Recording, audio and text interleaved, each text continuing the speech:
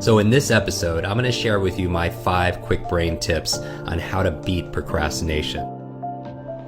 So number 1 tip on how to overcome procrastination. If you're such a great procrastinator, I recommend that you procrastinate about procrastinating, meaning that you put it off. Yes, the best way to overcome procrastination may be to put it off and delay your procrastination for another day. And that's kind of tongue-in-cheek, but if you are really good at the ability to put things off, then put off putting things off. Number 2 is start somewhere. All right, start somewhere. And this really employs the Zeigarnik effect, basically saying that once somebody starts something, they need to finish it in order to have closure, and they retain that information. So using this for procrastination, start somewhere, and if you start somewhere, you're more likely to complete. Number 3 is to break it down. Break it down. This is where you break down this project or your goal into bite-sized pieces, because one of the biggest challenges that keep you from doing the things that you need to do is sometimes you look at it like a really big monster, and it's so big and you don't even know where to start. And as the saying goes, the journey of 1,000 miles starts with 1 step. So you can do this with your workout. Instead of anticipating the entire workout, break it down. Tell yourself, I'm just going to put on my workout shoes and just get to the gym. This is employing a concept from B.J. Fogg, an amazing, brilliant man. He created this concept called tiny habits. So for example, if you can't get yourself in the habit of flossing your teeth, for example, which we know adds years to your life, he says just floss 1 tooth. Because who's going to floss just 1 tooth, right? You're going to obviously do the second and the third and the fourth, but this is breaking it down into tiny little steps because it's less intimidating than the big monster that you might have it in your mind that keeps you from doing what you need to do. And it requires a little bit of practice every single day. So I don't ask people just pick up a book and read it. I want them just to read 1 sentence, because I know they won't stop with 1 sentence. They'll go on the 2nd sentence and the 3rd and so on. And so the 3rd step again is break it down.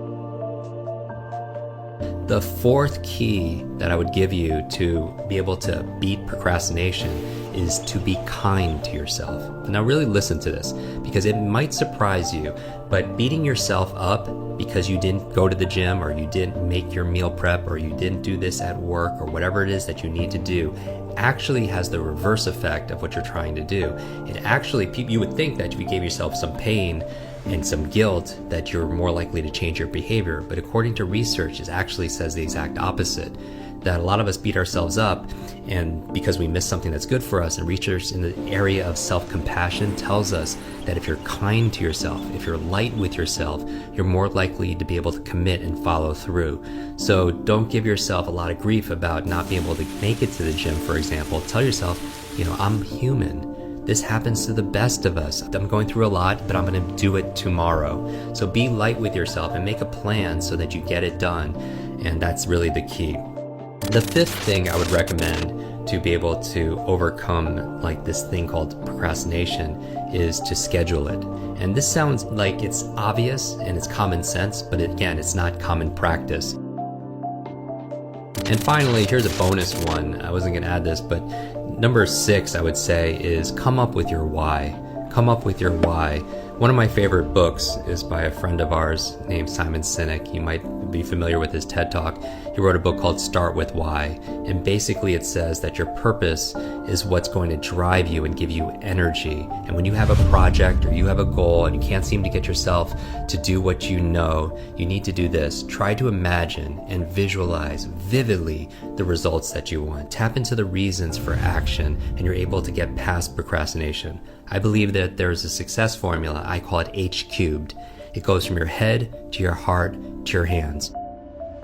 But here's the thing, you could visualize your goals in your head and affirm things in your head all day, but if you're not acting with your hands, usually what's missing is a 2nd H called your heart. The heart represents emotion, the energy of motion. Make a list of the things that you'll get from doing this task that you're putting off. What will give you, and once you tap into that why, you're more likely to do it because you have fuel, you have momentum, and that's really the key.